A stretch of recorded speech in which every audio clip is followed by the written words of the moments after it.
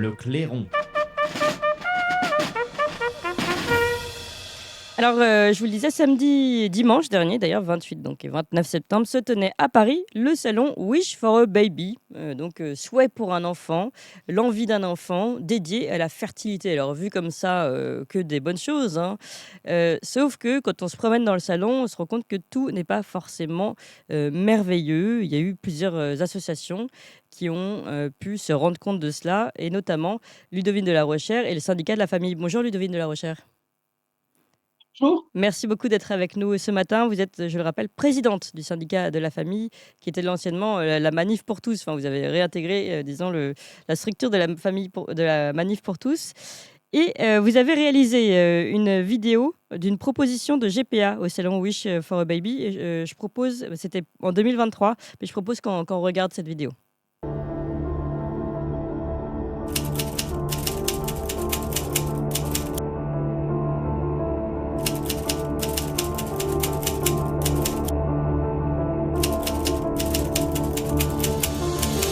Parce que c'est un contrat qui est légalement, qui elle et vous, Oui. d'accord? Et nous, on ne peut pas changer d'avis non plus. Non, non, ni Oui. vous, ni le moment Bah oui, où c'est vous normal. avez signé, Bien c'est sûr. de ne pas changer. Sinon, voilà, et la police vient, elle la détient jusqu'à la fin de la grossesse. L'avocat prend entre 10 et 12 000. Le compte, c'est entre à peu près 2000, 2500 de charges pour gérer l'argent. Pour tout, c'est entre 150 à 180 000 pour tout le processus, tout un Dollars, euros? $. Normalement, l'agence prend entre 5 000 et 10 000 de frais d'agence. On va récupérer le son. On voit ici donc comment dire, le montage hein, de l'achat d'un enfant et qui prend combien et à quel point c'est un milieu lucratif. Et évidemment, c'est là-dessus quand vous voulez vous interroger, Ludovine de la Rochère, donc du syndicat de la famille. Est-ce que vous pouvez nous dire ce que vous avez vu cette année encore à ce salon? Alors, cette année, nous avons bien sûr, nous sommes restés aux abords du salon avec des sifflets, avec un happening, avec un bébé géant de 3 mètres couvert du symbole des symboles d'euros, enfin, tout pour, si vous voulez, dénoncer, alerter et perturber le commerce de ces marchands d'humains, et pour alerter les visiteurs. Et nous avons aussi, cette année encore, réalisé une inspection citoyenne. Donc, sont entrés dans le salon un certain nombre de volontaires qui ont posé des questions de manière tout à fait ouverte, hein, sans s'en cacher, et pris des photos, etc. Et puis, il y a d'autres personnes qui ont fait des caméras cachées, puisque depuis, c'était la 5e édition, et comme nous ne cessons de les dénoncer, nous menons des actions judiciaires, etc. Officiellement, le salon n'est plus, supposé proposer de GPA. Hmm. Donc, on fait en caméra cachée pour montrer que, contrairement à ce qu'ils disent, quand on demande une GPA, on obtient, quelques informations, une prise de contact et un rendez-vous qui est proposé le soir même ou, Oui, dans les un 2 peu ou plus 3 jours tard en qui décalé, suivent, quoi. Ouais.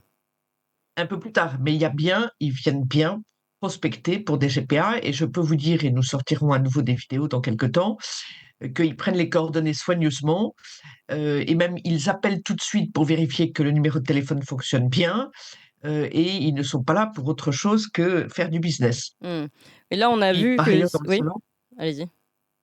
dans le salon, vous avez aussi de la vente de gamètes, de la vente d'embryons. Donc tout ce qui Alors est pour les interdit en gamètes, ils France, appellent hein, ça oui. ce qui est interdit en France. Pour les gamètes, ils parlent de dons, mais dans les grilles tarifaires, il y a des prix. Et pour les embryons, ils parlent d'adoption, mais c'est la même chose dans les grilles tarifaires. Je peux vous dire qu'un embryon, eh bien, le coût démarre à 3 500 €, par exemple. Et puis, ils proposent, bien sûr, de choisir sur catalogue les «donneurs», entre guillemets, donc sur toutes sortes de critiques, un petit peu comme, si vous voulez, des esclaves. On vient, tâter les dents, on vient voir, alors aujourd'hui, c'est plus on tâte plus les dents, mais on a tout le dossier médical, On s'interroge sur un certain nombre de critères physiques, sur les études, sur l'état psychologique. Enfin voilà, c'est de la marchandise.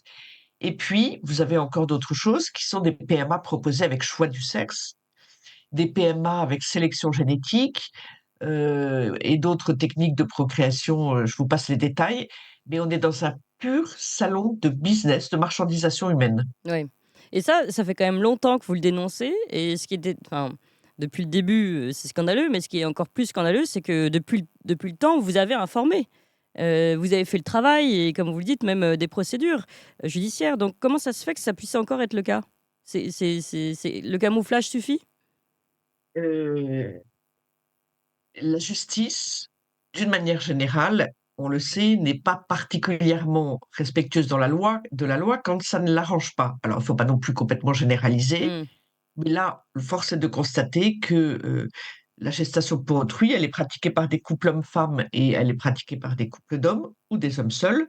Mais enfin, la revendication d'une reconnaissance et d'une légalisation de la GPA, elle est portée par des associations LGBT. Et ça, une partie, visiblement, une partie de la magistrature, on le constate sur d'autres sujets, une partie de la magistrature soutient toutes les revendications woke, LGBT, etc. Et donc, à chaque fois, il y a une bonne raison pour ne pas poursuivre en justice, enfin, pour ne pas poursuivre l'enquête. Alors, cela étant dit, comme nous avons déjà fait des vidéos et des montages qui rendaient évident le caractère illégal de ce salon, il y a tout de même eu une enquête de la police judiciaire, Oui. mandatée par le procureur de la République de Paris. L'enquête a été remarquablement menée, elle a duré 12 mois, nous avons nous-mêmes été interrogés et nous avons transmis toutes nos preuves.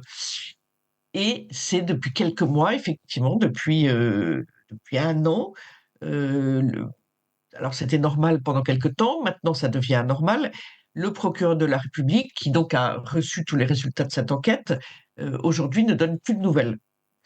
Alors nous avons la possibilité de saisir le juge d'instruction, ce que bien sûr nous allons faire, mais nous appelons, puisque nous avons de nouveau diffusé une vidéo, nous appelons les hauts fonctionnaires, les élus, toutes les personnes ayant des responsabilités publiques, sur la base de l'article 40, puisqu'ils ont connaissance d'un crime ou d'un délit, l'article 40 du Code pénal, hein, ils ont l'obligation de saisir aussi, de saisir le procureur de la République de Paris, puisque éventuellement il faut reprendre et recommencer cette procédure.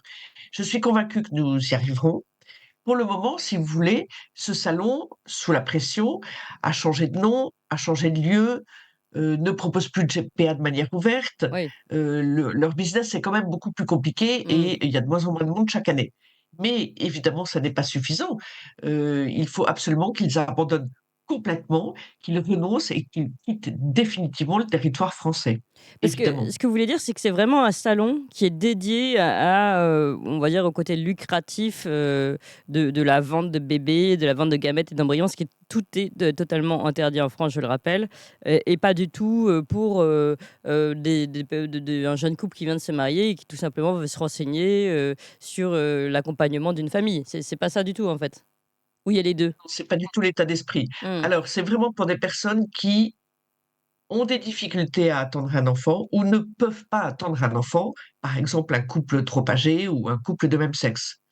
Hem, un couple qui va bien ne va pas trouver, de conseils, sur la bonne période de fécondité dans son cycle ou Mmh. que Mmh. sais-je, dans le cycle de la femme, heu, même si il y a des stands de sophrologie, des stands sur l'endométriose, des stands un peu paramédicaux comme ça, au milieu du business, on met un tout petit peu de douceur, Mmh.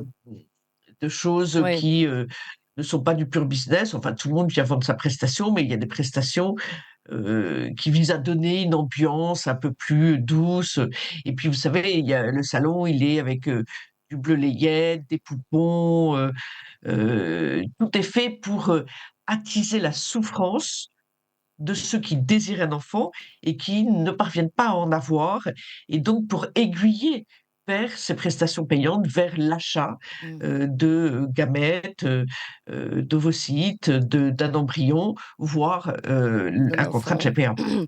Un enfant, voire 2, 2 pour le prix d'un, parce qu'on avait déjà vu ça avec vous, Ludovine de la Rochère, Exactement. hein. Allons jusqu'au bout, quand même de cette vente programmée d'enfants.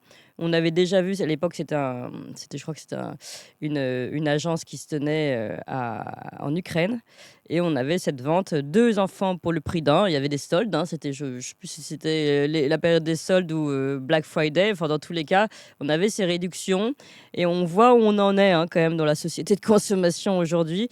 Cette année, il y avait, si je me trompe pas, vous allez me confirmer, une agence qui était basée à Chypre. Donc on a quand même toujours aussi ces pays, hein, on nous dit aussi la GPA éthique. Non, là, vous avez fait une très belle enquête, pardon, à l'époque, sur la GPA en Ukraine et comment ça se passait, les fermes à bébés, pour des mamans enfermées dans des lieux comme ça. Et Chypre, bon, je ne sais pas si c'est beaucoup mieux. Voilà, on n'est pas tout à fait dans ce qu'on veut nous vendre comme GPA éthique, entre guillemets, qui se passerait aux États-Unis dans de superbes conditions. Donc, en fait, si vous voulez, en réalité, il y a une seule GPA, puisque le principe de la GPA, c'est de toute façon toujours d'utiliser une femme, d'utiliser la personne pour obtenir un enfant pour un tiers. Après, quelles que soient les conditions, c'est la même chose.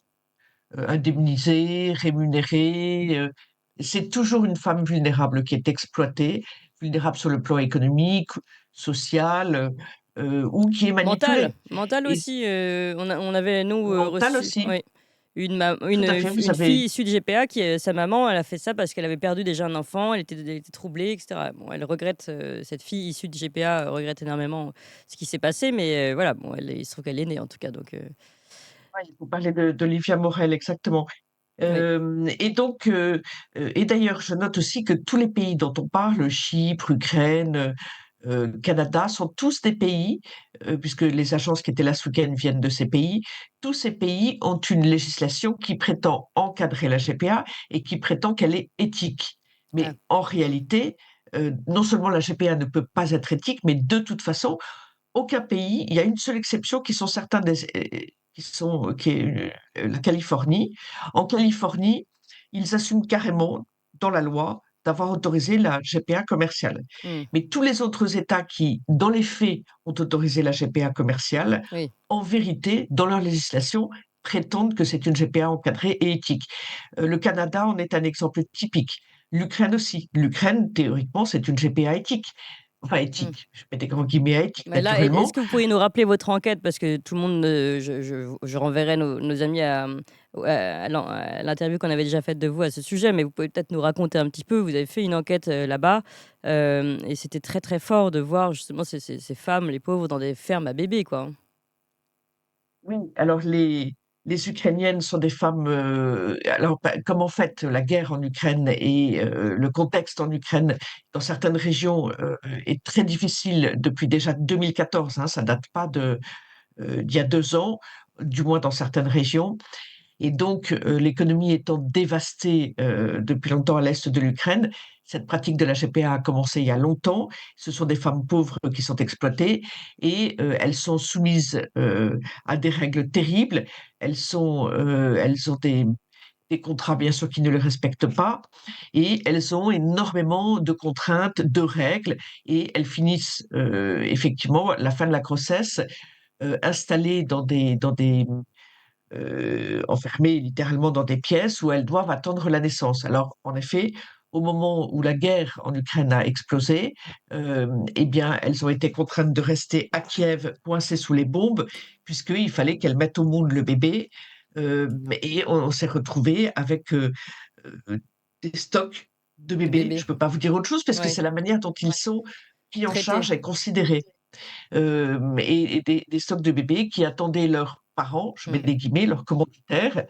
Ces femmes ukrainiennes, pour la plupart d'entre elles, sont parties dès l'accouchement et parce qu'elles allaient rejoindre leurs enfants. Ce sont toutes des mères de famille puisque quand elles ont déjà eu des enfants, l'agence de GPA est certaine de leur capacité procréative. Mmh.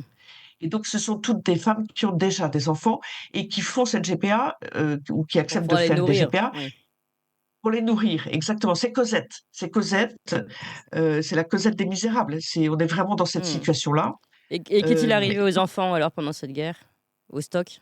Alors, un certain nombre ont été, alors ils ont été amenés à la frontière polonaise, un certain nombre ont été récupérés par leurs commanditaires, mais d'autres ne l'ont pas été et se sont retrouvés dans des orphelinats. Mais nous avions cette année au Salon des Aires d'enfants une agence ukrainienne, Ilaya, qui osait être là encore, à qui on a demandé, mais comment se fait-il que vous poursuiviez votre activité? Et elle a répondu, cette dame, très sereinement, euh, pardon, excusez-moi, Je vous en prie. elle a répondu très sereinement, ah mais notre région n'est pas concernée, elle est à peu près calme, tout va bien, donc nous pouvons poursuivre. Et puis l'Ukraine a une autre technique qui est de louer des femmes ukrainiennes et pour l'insémination et pour la naissance, de les amener en Grèce. Donc c'est un déplacement de population, hein, c'est vraiment on complète le tableau des caractéristiques de la traite humaine, et donc ce sont des femmes que l'on déplace suivant les desiderata des agences de GPA. On est dans la pure marchandisation humaine. On est d'ailleurs dans la définition juridique de l'esclavage, puisque l'article 1er de la Convention relative à l'esclavage indique que l'esclavage, c'est le fait de s'approprier une personne en tout ou en partie, provisoirement ou définitivement. Et donc, quand on loue ces femmes, et puis quand on prend le bébé à la naissance pour le séparer de sa mère et le livrer au client contre paiement, on est complètement dans l'esclavage. Mais c'est vrai que face à cette revendication portée par des associations LGBT, beaucoup n'osent rien dire. Et puis, il faut bien le dire, l'ampleur du business, de l'argent, Oui, il y a un les ruissellement milliards qui doit d'euros. permettre de faire taire certaines personnes, c'est ça que vous voulez dire? Exactement, c'est un autre élément absolument majeur dans ce débat. Je me souviens, il y a quelques années, avoir rencontré, je crois, à Budapest, la présidente de la Douma, du Parlement russe, Mmh. et nous étions dans un événement qui était euh, avec des débats plutôt conservateurs, et on était en Hongrie, on parlait de la famille, et donc j'ai été voir cette présidente de la Douma en lui disant, mais comment, expliquez-moi, il faut que vous luttiez contre la GPA, et il faut que vous arriviez à la faire interdire en Russie, parce qu'elle est légale en Russie. Oui. Mais comme en Grèce, comme dans un certain nombre, en fait, Ukraine, etc., de pays orthodoxes. Bon, il y a des raisons historiques que je vous passe. Euh, en fait, les orthodoxes voyaient, avant de bien connaître et comprendre les applications de la pratique, voyaient la GPA comme une manière de procréer un enfant Oui. et donc comme pas scandaleuse. Et donc je dis à cette présidente du Parlement de la Douma, il faut absolument interdire la GPA en Ukraine, en Moi Russie. Vous aussi. avez un énorme problème, vous avez une pratique Oui. Et de sa réponse? marchandisation humaine, etc. Et sa réponse était était très perplexe, ennuyée, bien d'accord avec moi, mais finalement, elle m'a dit, vous savez, derrière, il y a beaucoup d'argent. Oui. Et je pense que face à des hommes d'affaires tout puissants, visiblement, ça représentait une très grande difficulté, ce qui n'excuse pas le fait qu'elle n'ait pas lancé ce combat. Oui, Et d'ailleurs, bien le sûr. patriarcat orthodoxe, le patriarcat de Moscou a commencé à dire qu'il y avait un problème et que c'était Oui. inacceptable. Ludovine de la Et Rochère, on va devoir il y a s'arrêter aussi un là. combat à Oui. mener. Mais oui, il y a un combat à mener là-bas, mais ce qui est important dans ce que vous dites là sur cette histoire d'argent, parce qu'on a tendance à se dire, bon, c'est la Russie, là-bas, il y a de la mafia. Mais vous avez bien rappelé, d'abord que ce salon, en ayant prouvé son illégalité, existe encore, peut-être sous des formes apaisées, on va dire, mais il existe encore, édulcoré. Et surtout que pour le moment, il y a une enquête qui est arrêtée. Enfin, je veux dire, donc la mafia, on peut commencer à regarder ce qui se passe aussi chez nous, en tout cas sur la Bien sûr. corruption ou la collusion. Merci beaucoup, Ludovine de la Rochère, d'avoir permis et d'avoir fait ce travail et puis d'avoir permis justement de nous ouvrir les yeux sur ce qui se passe notamment à Paris, Et hein, on y ce salon. arrivera. J'en Oui, suis convaincue, on y arrivera. bravo en tout cas. Et puis on suit votre affaire. Je rappelle que vous êtes présidente du syndicat de la famille. Ludovine de la Rochère, merci encore. Merci à vous tous, chers amis. On est très nombreux.